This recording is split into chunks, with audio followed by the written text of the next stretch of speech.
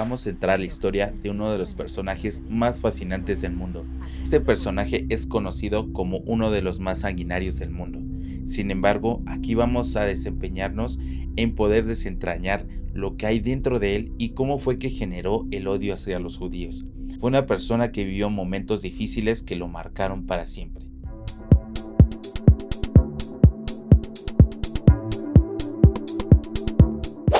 Europa, finales del siglo XIX.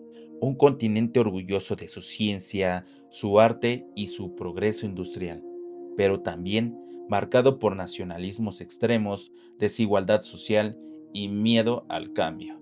En ese escenario nació un hombre que transformaría el resentimiento colectivo en una de las tragedias más grandes de toda la humanidad.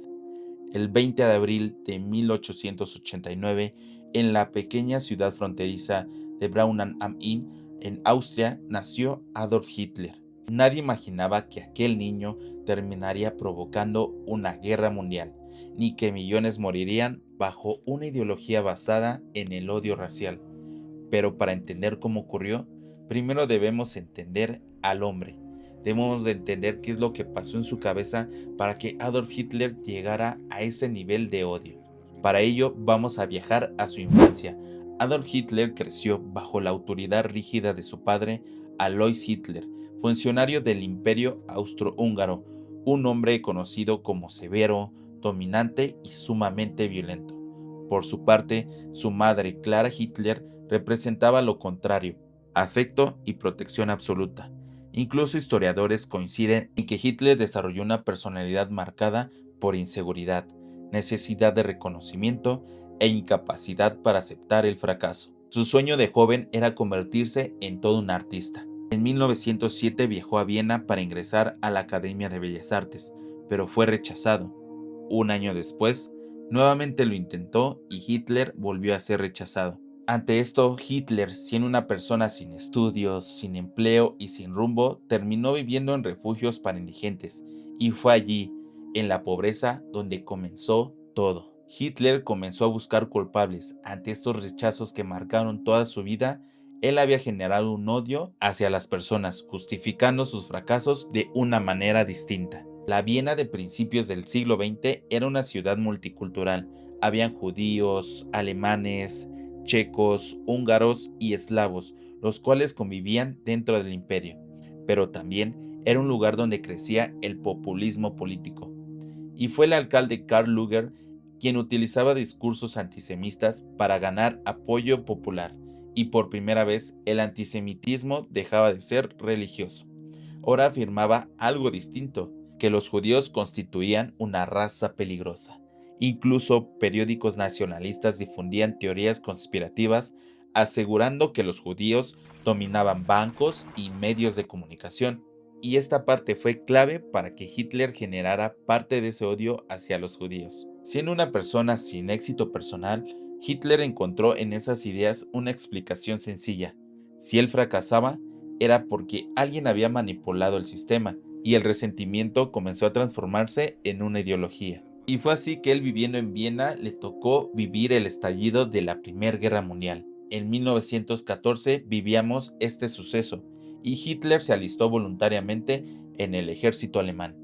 Por primera vez en su vida encontró pertenencia, teniendo en ella disciplina y propósito. Pero en el año 1918 Alemania fue derrotada, y con ella su imperio colapsó. Ante esta derrota se le hizo firmar a Alemania el Tratado de Versalles, perjudicándolos de muchas maneras. Esta guerra solamente les había traído sufrimiento, y con ellos la nueva República de Weimar enfrentó inflación devastadora y desempleo masivo. Extremistas difundieron un mito peligroso en Alemania. Ellos mencionaban que Alemania no había perdido en el campo de batalla, sino había sido traicionada desde dentro. Judíos y políticos democráticos fueron señalados falsamente como responsables, y este relato marcaría para siempre la visión política de Hitler. A esta tragedia se le solía conocer como la puñalada por la espalda, y con ella se creaba esta idea que los judíos formaban parte de esa traición. En el año 1919, Hitler ingresó al pequeño Partido Obrero Alemán, que luego se convertiría en el Partido Nazi. En él descubrió su mayor talento, hablar ante multitudes. No ofrecía análisis complejos, ofrecía emociones simples. Esto lo había aprendido en Viena, y con ese tipo de discurso generó orgullo, miedo y enemigos claros. Junto a Joseph Goebbels desarrolló una maquinaria propagandista sin precedentes, utilizando las siguientes estrategias. Repetición constante. Recordemos que esto se basa en lo siguiente. Si una mentira es repetida miles de veces, puede convertirse en una verdad, y era una de las estrategias que le sirvió bastante al partido nazi. También llevó a cabo la deshumanización. Con ella Hitler hacía ver a los judíos como unos parásitos y amenazas biológicas. Y ante la Gran Depresión de 1929, millones de personas buscaban una respuesta rápida y Hitler les ofreció un enemigo común. Recordemos que Hitler aprendió en Viena que a través del odio podía generar una empatía política y con ella ganar bastantes simpatizantes, y así fue como lo hizo. Hitler les ofrecía un enemigo común, los cuales eran los judíos. En el año de 1933, el presidente Paul von Hindenburg nombró a Hitler canciller de Alemania. Semanas después, el incendio del Reichstag permitió suspender libertades democráticas, y fue así como comenzó una dictadura. En 1935 se aprobaron las leyes de Nuremberg, y los judíos dejaron de ser ciudadanos. Ellos ya no podían votar, ya no podían trabajar en el Estado ni casarse con alemanes. En noviembre de 1938 ocurrió la Kristallnacht. Miles de negocios judíos fueron destruidos, sinagogas incendiadas y decenas asesinados. La violencia ya era política oficial, y con ella se venía una de las crisis y genocidios más importantes sin precedentes en toda la historia. Hitler ya había aprendido en Viena que el odio era una de las armas más importantes para los políticos. Y recordemos que todo esto fue impulsado por el odio, y con ella la idea del enemigo común, igual a judíos, hizo a Hitler una persona peligrosa en busca de perseguir a esta problemática que según él le iba a dar la solución. En 1941, el régimen nazi implementó la llamada solución final, un sistema industrializado de exterminio. Creó campos como el de Auschwitz, el de Treblinka, el de Sobibor y el de Dachau. Estos se convirtieron en centros de muerte. La burocracia estatal organizó asesinatos masivos con eficiencia industrial, y aproximadamente 6 millones de judíos fueron asesinados. El odio había alcanzado su máxima consecuencia.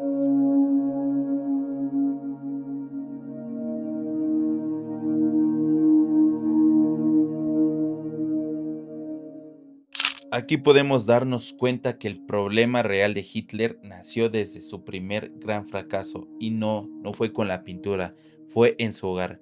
Vivía a lados opuestos.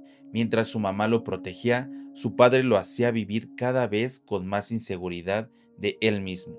Saliendo de ahí, buscaba su sueño, el cual no pudo cumplir. Ahí Hitler vivía su segundo momento más difícil, generándole una rotura emocional y psicológica, y para ello buscó un refugio y un propósito en su vida, el cual hasta ese momento no tenía. Pero fue en Viena, llegando ahí, que los discursos que escuchaba lo hacían empatizar con el odio hacia los judíos. El antisemitismo de esa época sembraba en Hitler un odio sin precedentes, y con ellos una mentalidad letal y mortal para toda la humanidad. Hitler comenzaba a crear esta ideología de odio hacia los judíos. Fue en este momento en Viena donde él entendió que a través del odio podía dominar el mundo, y a través del dominio del mundo podía terminar con algo que según él y toda la sociedad que simpatizaba con esta ideología les había destruido la vida, pues se pensaba que los judíos dominaban desde la comunicación hasta la economía. Y el tercer gran problema para Hitler fue la Primera Guerra Mundial. Si bien él se enlistó y luchó, cuando fueron derrotados, psicológicamente Hitler se rompió. Y esa idea del antisemitismo y el odio racial había crecido aún más. Y con la idea que se les creó a todos de la puñalada por la espalda y la traición de los judíos, Hitler generaba aún más un odio muy importante hacia todas estas personas, y con ello estaban haciendo una persona peligrosa que acabaría con la vida, tristemente, de muchísimos judíos. Y así transcurrió hasta que él tuvo la oportunidad de tomar el poder. Y aquí fue donde sacó su talento, porque tener este talento nato es muy complicado. Y dominar masas, él nos enseñó cómo se hacía. Si bien no es lo que muchos hubiéramos querido, él nos demostró que teniendo una idea clara podías dominar a todo el mundo. Y si sabe transmitir esta idea de la mejor manera, te vuelves una persona muy peligrosa. Y fue lo que pasó con Hitler. A toda la sociedad alemana le transmitió el odio hacia los judíos, y con ella se vino uno de los genocidios más importantes de toda la historia. Y muchos judíos perdieron la vida. Muchas familias fueron destruidas.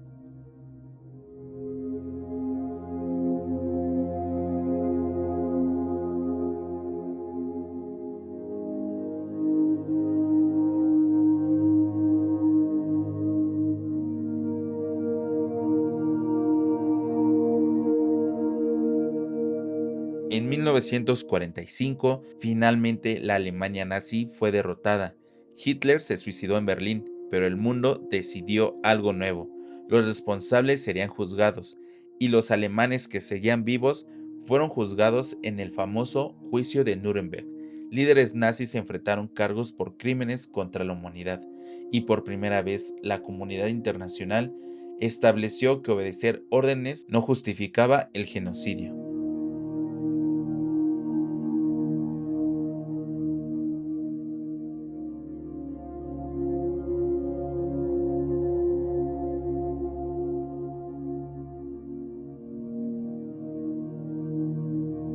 Y fue así que el nazismo no comenzó con campos de concentración, comenzó con unas simples palabras, con miedo, con propaganda y con la aceptación gradual del odio hacia una raza, del odio hacia el otro que es igual que tú, un ser humano. La historia demuestra que las mayorías de las tragedias no ocurren cuando aparece un líder extremista, sino cuando una sociedad se deja de cuestionar y cree que lo que le dicen es toda la verdad. Fue una sociedad alemana que buscaba una respuesta y nunca se cuestionaba, simplemente buscaba quien les diera ese propósito. Y lamentablemente fue Hitler quien les dio esta oportunidad y voz, generando un odio dentro de ellos.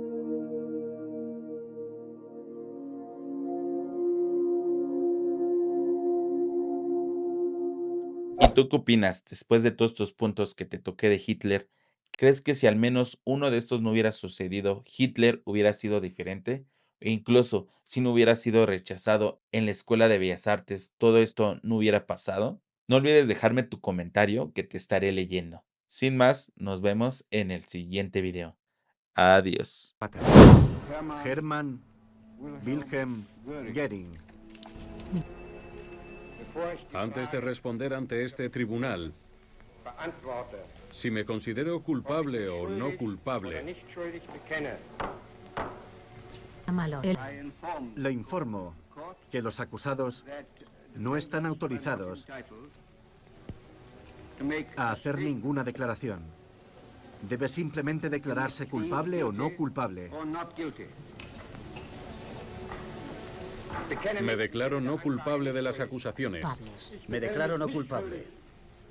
No culpable. No.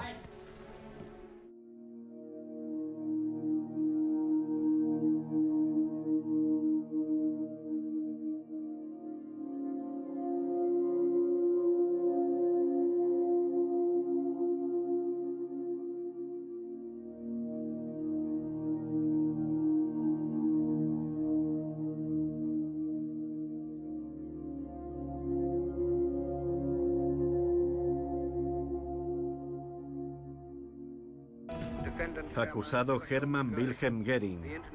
Este tribunal internacional le condena a muerte por ahorcamiento.